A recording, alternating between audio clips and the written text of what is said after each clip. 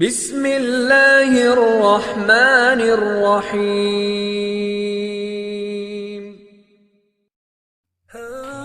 السلام علیکم ناظرین و حضرات، ہمارے ہاں کچا پیاز اور لہسن کھانے کی ترغیب دی جاتی ہے اور اس کے طبی فوائد بتا کر لوگوں میں اشتیاق پیدا کیا جاتا ہے۔ اگرچہ یہ چیزیں حلال ہیں لیکن اسلام میں کچے پیاز اور لہسن کو کھانے سے منع فرمایا گیا ہے۔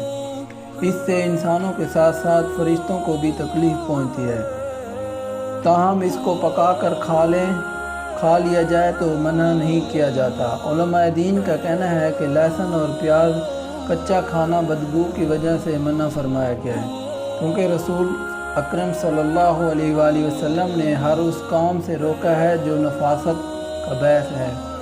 سیدنا عبداللہ بن عمر رضی اللہ عنہ روایت کرتے ہیں کہ نبی کریم صلی اللہ علیہ وآلہ وسلم نے غزوہ خیبر کے دوران فرمایا کہ جو اس درخت یعنی لہسن سے کھائے وہ ہماری مسجد کے قریب نہ آئے۔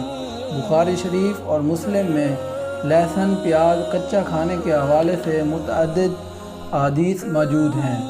حضرت ابو طلحہ رضی اللہ عنہ کی بیان کردہ حدیث کافی طویل ہے، جس میں حضرت عمر فاروق رضی اللہ تعالی عنہ نے بہت سی باتیں بتائیں۔ ان میں سے ایک یہ بھی ہے: اے لوگو، تم لہسن اور پیاز کے درختوں سے کھاتے ہو، حالانکہ میں ان کو خبیث سمجھتا ہوں۔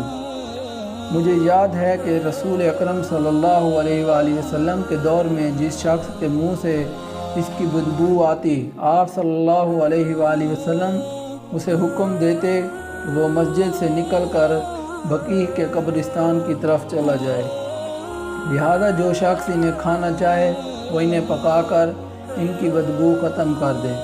حضرت جابر رضی اللہ تعالی عنہ بیان کرتے ہیں کہ نبی کریم صلی اللہ علیہ وآلہ وسلم نے پیاز کھانے سے منع فرمایا۔ ہم نے ضرورت سے مغلوب ہو کر انہیں کھا لیا تو حضور نبی کریم صلی اللہ علیہ وآلہ وسلم نے فرمایا، جو ان بدبودار درختوں سے کھائے وہ ہماری مسجد کے قریب نہ آئے، کیونکہ فرشتوں کو بھی ان چیزوں سے تکلیف ہوتی ہے۔